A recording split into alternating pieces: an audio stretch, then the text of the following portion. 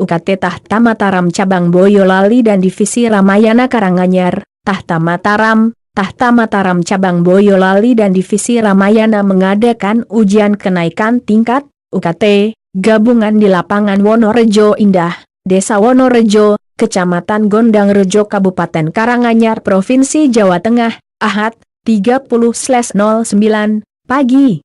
UKT yang dipimpin salah satu pendekar TM Hitam 1, Ki Purba Arum tersebut dihadiri ratusan anggota TM Cabang Boyolali dan Divisi Ramayana. Dalam sambutannya, Ki Purba berharap anggota TM terus bersemangat dalam berlatih dan menempa diri, teruslah bersemangat dalam latihan. Tempa diri kita, agar bisa menjadi lebih baik. Gunakan waktu untuk belajar. Karena banyak hal yang belum kita pelajari, terang Ki Purba. Ki Purba berharap, ke depan TM bisa berkembang lebih baik untuk proaktif dalam mencerdaskan kehidupan bangsa. Selamat bertemu 2 bulan lagi.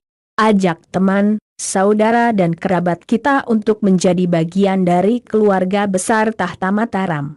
Sehabis UKT, pulang ke rumah dulu. Biar orang tua kita tahu bahwa UKT telah usai, baru melakukan aktivitas lainnya. Jadi habis UKT, jangan langsung main imbuh. Ki Purba. Mayoritas anggota yang mengikuti ujian UKT ini kali adalah pelajar tingkat SLTA.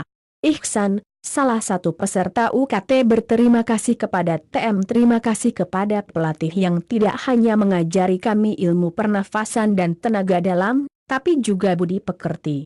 Alhamdulillah, semenjak ikut TM, saya bisa mengurangi kebandelan dan tidak membantah orang tua, terang anggota cabang Boyolali yang masih duduk di bangku SLTA kelas XY tersebut. Ki Purba yang dalam kesempatan tersebut didampingi pendekar TM Hitam Polos, Ki Daryadewari, Ki Bajra Astagina dan Ki Nawang Kertapati, melanjutkan perjalanan untuk memimpin UKT Divisi Dharmayasa di Balai Desa Paron, Kecamatan Paron, Kabupaten Ngawi, Provinsi Jawa Timur pada malam harinya.